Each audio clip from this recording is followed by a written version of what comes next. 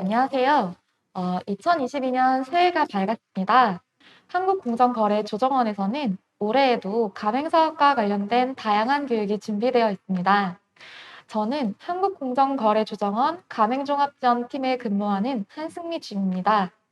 오늘은 2022년을 맞아 가맹점을 운영하고 계시거나 가맹사업을 희망하시는 분들께서 알고 계셔야 할 개정 가맹사업법에 대해 교육을 진행할 예정입니다. 본 교육은 총 2회에 걸쳐 진행될 예정이며 저희 팀에서 함께 근무하고 계신 송영석 주임님과 함께 진행할 예정입니다. 네, 안녕하십니까. 한국공정거래조정원에서 근무하고 있는 송영석 주임입니다. 반갑습니다. 이번 교육의 목차를 살펴보시면 저희는 먼저 가맹사업의 개요, 즉 가맹사업이 무엇이고 어떠한 구조로 이루어져 있는지 살펴보겠습니다. 그 후 가맹계약의 상담, 체결, 운영, 종료 단계에서 알아야 할 체크리스트를 살펴보고 2021년 11월 19일부로 시행된 개정 가맹사업법 내용에 대해 간략히 살펴보겠습니다. 그리고 이후 가맹사업과 관련하여 한국공정거래조정원에서 지원하고 있는 제도에 대해 설명드리겠습니다. 오늘 이 시간은 첫 번째 교육 시간으로 가맹사업의 개요와 가맹계약 상담, 체결 그리고 체결 단계에서 알아두셔야 할 내용들에 대해 설명드리겠습니다. 교육을 시작하기에 앞서 한국공정거래조정원에서 발행하여 본 교육의 기반이 되는 가맹점 사업자를 위한 가맹사업 분야 체크리스트 책자를 잠시 소개드리겠습니다.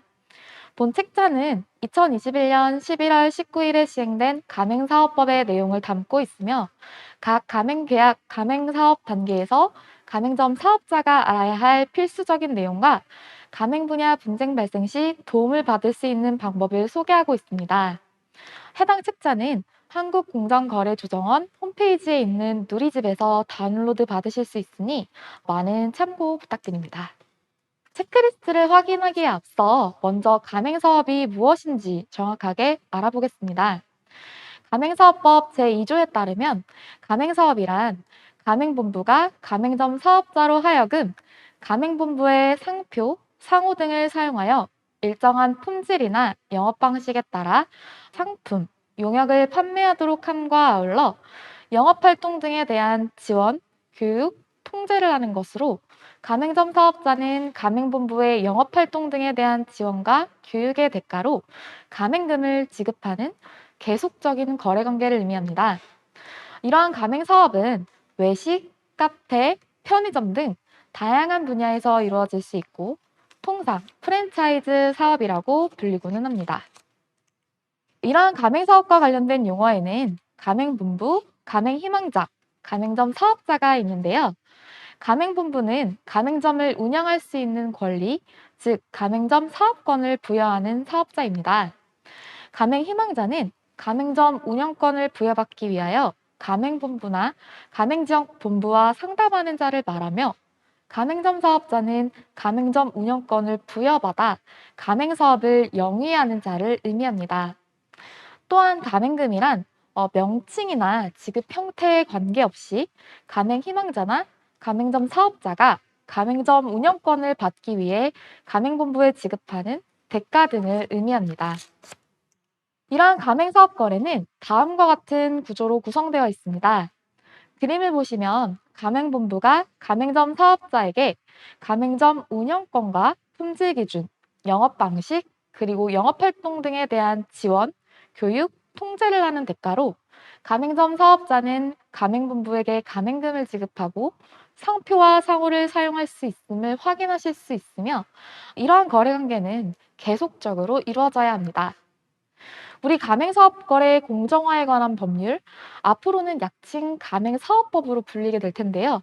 가맹사업법은 바로 이러한 거래관계에서 가맹본부와 가맹점 사업자가 대등한 지위에서 상호 보완적으로 발전하고 가맹사업의 공정한 거래 질서를 확립하고자 제정되었습니다. 다만 가맹본부의 특성에 따라 예외적으로 가맹사업법이 적용되지 않는 경우가 있는데 이 경우는 두 번째 체크리스트에서 보다 자세하게 다루어 보도록 하겠습니다. 이러한 예외적인 경우를 제외하고는 각 가맹점 사업자분들께서는 가맹사업법의 보호와 또 적용을 받아서 가맹사업을 시작, 운영, 종료하게 될 것입니다. 이제 두 번째 챕터인 단계별 체크리스트에 대해 간략히 설명드리겠습니다. 본 챕터는 크게 5가지의 가맹계약 상담 단계, 체결 단계, 가맹점 운영 단계, 가맹계약 종료 단계, 그리고 22년도 가맹사업법 개정 내용을 담고 있는데요. 아까도 말씀드렸듯이 이번 1차 교육에서는 가맹계약 상담 단계와 체결 단계에서 확인하여야 할 체크리스트를 먼저 살펴보도록 하겠습니다. 먼저 가맹계약 상담 단계에서 확인하여야 할 첫 번째 체크리스트는 가맹본부로부터 정보공개서와 인근 가맹점 현황 문서를 제공받고 원칙적으로 14일이 지난 경우에 가맹본부와 가맹계약을 체결하거나 가맹금을 지급할 수 있다는 것을 알고 계십니까?입니다. 쉽게 말씀드리면 가맹본부와 가맹계약을 체결하고 가맹금을 지급하기 전에 반드시 정보공개서와 인근 가맹점 현황 문서를 받아보셔야 한다는 것입니다. 이는 정보 비대칭으로 인한 가맹점 사업자의 피해를 예방하기 위한 것으로 만약 1월 1일에 정보공개서와 인근 가맹점 현황 문서를 제공받으셨다면 변호사나 가맹거래사의 자문을 받지 않은 일반적인 경우에는 원칙적으로 1월 16일부터 가맹계약 체결 및 가맹금 지급이 가능합니다. 이 체크리스트와 관련하여 다소 생소할 수 있는 정보공개서와 인근 가맹점 현황 문서란 다음과 같습니다. 먼저 정보공개서는 가맹본부의 일반 현황과 가맹사업 현황, 가맹점 사업자의 연간 평균 매출액, 가맹점 사업자가 부담해야 할 사항 등 상업결정에 필요한 정보가 담긴 문서를 의미하며 이는 공정거래위원회 정보공개서 열람 메뉴에서 확인이 가능합니다. 또한 인근 가맹점 현황 문서란 가맹 희망자의 장래 점포 예정지로부터 가장 인접한 가맹점 10개의 상호, 소재지 및 전화번호가 적힌 문서를 말합니다. 이러한 첫 번째 체크리스트에서는 다음과 같이 3가지 사항을 유의하셔야 합니다. 먼저 가맹본부가 정보공개서를 공정위 또는 시도지사에게 등록하였는지 확인하셔야 합니다. 법 개정 이후 모든 가맹본부는 정보공개서를 등록하여야 하므로 만약 정보공개서가 공정위 등에 등록되어 있지 않다면 가맹계약 체결 여부를 다시 한번 생각해 보시는 것이 좋습니다. 그 다음으로는 가맹사업법 제7조에 따라 정보공개서와 인근 가맹점 현황 문서를 제공받아야 합니다. 가맹점 사업자분들께서는 제공받은 정보공개서와 인근 가맹점 현황 문서의 제공 시점을 객관적으로 확인하실 수 있는 방법으로 제공을 받으셔야 하며 이를 통해 가맹본부의 재무 상황, 가맹 사업 현황, 가맹점 사업자의 부담 등을 꼼꼼하게 검토해 보셔야 합니다. 또한 아까도 말씀드렸듯이 가맹사업법 제7조 제3항에 따라 가맹계약 체결 및 가맹금 지급은 정보공개서와 인근 가맹점 현황 문서를 제공받은 날로부터 14일 후부터 가능하니 꼭 알아두시길 바랍니다. 그 다음 체크리스트는 소상공인시장진흥공단의 상권 정보 시스템을 이용하여 점포 예정지 인근의 상권, 경쟁, 입지, 수익 분석을 해보셨습니까? 입니다. 소상공인시장진흥공단에서는 상권 현황 등을 확인하실 수 있는 상권 정보 시스템을 운영하고 있는데 각 가맹점 사업자분들께서는 이를 통해 상권과 수익성 등을 자세히 확인해 보시는 것이 좋습니다. 아까 초반에 가맹사업 구조를 설명드릴 때 말씀드렸듯이 가맹사업법 제3조에 따라 1. 가맹점 사업자가 가맹본부에게 가맹금을 처음 지급한 날로부터 6개월까지의 기간 동안 가맹금 총액이 100만 원을 넘지 않는 경우 2. 가맹본부 연간 매출액이 5천만 원 미만이고 가맹점 계약을 체결한 가맹점 사업자 수가 5개 미만인 경우에는 가맹사업법이 적용되지 않을 수 있으므로 이런 경우에는 더더욱 면밀한 상권 분석 등을 통해 리스크를 줄이시는 편이 좋습니다. 단, 이러한 가맹본부라 하더라도 가맹사업법 제6조에부터 제6조의 4까지의 정보공개서 등록, 제6조의 5의 가맹금 예치 등, 제7조의 정보공개서 제공, 제9조의 허위 과장된 정보 제공 등 금지, 제10조의 가맹금 반환, 제15조에 의해 가맹점 사업자 피해보상 보험 계약과 관련된 가맹사업법은 예외적으로 적용이 됩니다. 세 번째 체크리스트이자 가맹계약 상담 단계에서의 마지막 체크리스트는 가맹본부로부터 예상 매출액 등에 대한 정보를 문서로 제공받으셨는지 여부입니다. 가맹사업법 제9조 제5항에 따르면 중소기업이 아닌 가맹본부나 가맹계약 체결 직전 사업연도 말 기준으로 가맹점 수가 100개 이상인 가맹본부는 예상 매출액 산정서를 제공할 의무가 있습니다. 따라서 가맹점 사업자분들께서는 가맹본부가 매출액, 예상 수익, 상권 등의 정보가 담긴 예상 매출액 산정서를 제공하는지, 그리고 이를 명확하게 하기 위해 문서 등으로 제공하는지를 반드시 확인하셔야 합니다. 만약 가맹본부가 구두로만 예상 매출액 정보를 제공하는 경우 혹시 모를 분쟁에 대비하여 녹취록 등의 증빙 자료를 확보해 두시는 것이 좋습니다. 이제 다음 내용은 가맹계약 체결 단계에서의 확인해 보아야 할 체크리스트인데요. 이 내용부터는 아까 소개드렸던 송영석 주임님께서 진행해 주실 예정이니 계속해서 많은 교육 시청을 부탁드립니다. 계속해서 말씀드리겠습니다. 가맹계약 체결 단계에서 확인해 보아야 할 체크리스트를 살펴볼 텐데요. 가맹점 사업자나 가맹희망자 분들께서 확인하셔야 할 네 번째 체크리스트는 가맹본부로부터 가맹계약서를 제공받은 후 14일이 지난 이후에 가맹본부와 가맹계약을 체결하거나 가맹본부에 가맹금을 지급할 수 있다는 내용입니다. 아까 설명드린 정보공개서 내용처럼 만약 가맹본부로부터 가맹계약서를 1월 1일에 제공받았다면 1월 16일부터 가맹계약 체결과 가맹금 지급이 가능합니다. 여기서 가맹계약서란 가맹사업의 구체적 내용과 조건 등에 있어서 가맹본부나 가맹점 사업자분들의 권리와 의무에 관한 조항을 기재하는 문서입니다. 가맹점 사업자분들께서는 반드시 가맹본부로부터 가맹계약서를 제공받으셔야 되고, 이를 제공받은 날로부터 14일 이후에 가맹계약 체결과 가맹금 지급이 가능하다는 걸 기억해 두시면 감사하겠습니다. 앞서 설명드린 1번 체크리스트와 함께 정리드리자면, 각 가맹점 사업자분들께서는 가맹계약 체결과 가맹금을 지급하기 14일 전에 정보공개서와 인근 가맹점 현황문서, 그리고 가맹계약서를 반드시 제공받으시기 바랍니다. 또한 이러한 가맹계약서에는 가맹사업법 제11조 제2항에 따라서 반드시 다음과 같은 내용이 포함되어야 되는데요. 화면을 보시면 계약기간, 영업지역의 설정, 영업의 양도에 관한 사항, 계약 해지 사유, 그리고 가맹금과 같은 금전의 반환 조건과 가맹점 사업자의 비용 부담에 관한 사항을 확인하셔야 됩니다.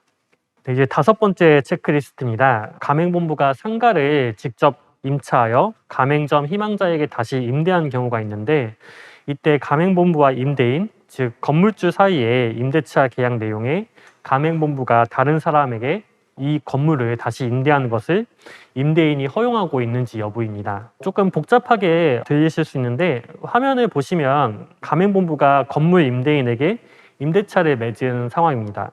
그 이후에 건물을 가맹희망자나 제3자에게 상가를 다시 임대하는 것을 전대차라고 하는데요.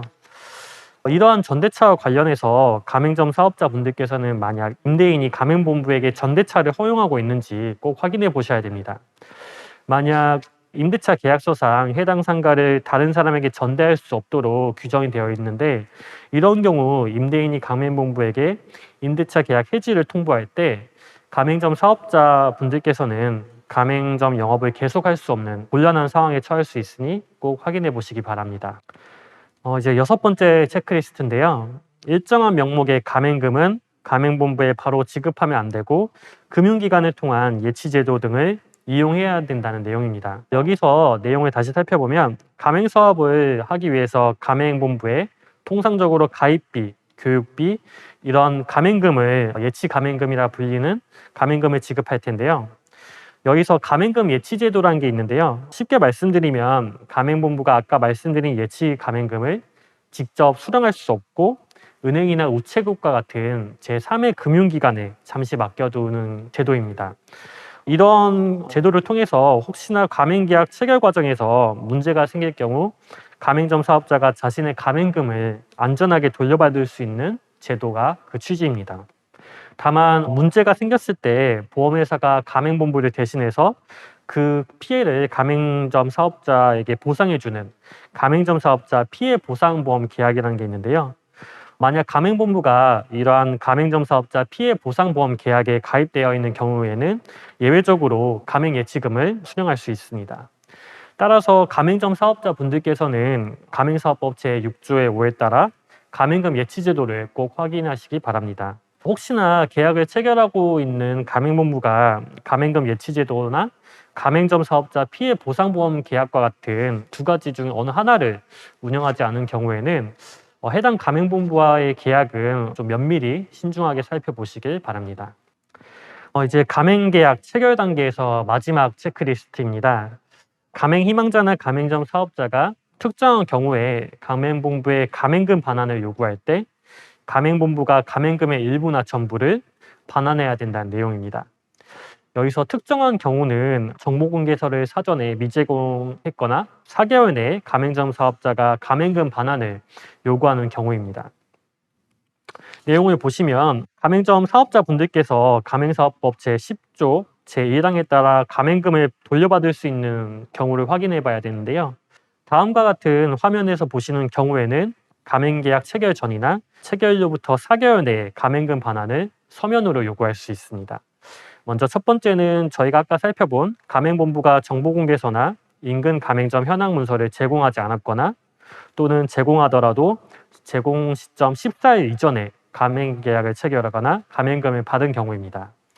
두 번째는 가맹본부가 허위과장 정보를 제공하거나 계약에 중대한 사실을 미칠 수 있는 사실을 은폐하거나 축소한 경우, 그리고 가맹본부가 정당한 사유 없이 가맹사업을 일방적으로 중단하는 경우가 있습니다. 2번과 3번은 저희가 다음 시간에 다시 상세히 살펴볼 텐데요. 아까 말씀드린 1번, 2번, 3번 경우에 가맹희망자나 가맹점 사업자가 서면으로 가맹금 반환을 요구할 때 가맹본부는 그 요구를 받은 날로부터 1개월 내에 가맹금의 일부나 전부를 반환해야 됩니다. 이 과정에서 제가 여러 번 좀 말씀드린 중요한 사항인데요. 가맹사업법 시행령 제10조에 따라서 가맹금 반환은 반드시 서면으로 요구하시기 바랍니다. 네, 오늘 저희가 준비한 교육은 여기까지인데요. 앞서 말씀드렸듯이 저희는 다음 달에 이어서 교육을 진행하도록 하겠습니다. 다음번 진행되는 교육에도 많은 참여를 부탁드리겠습니다. 감사합니다.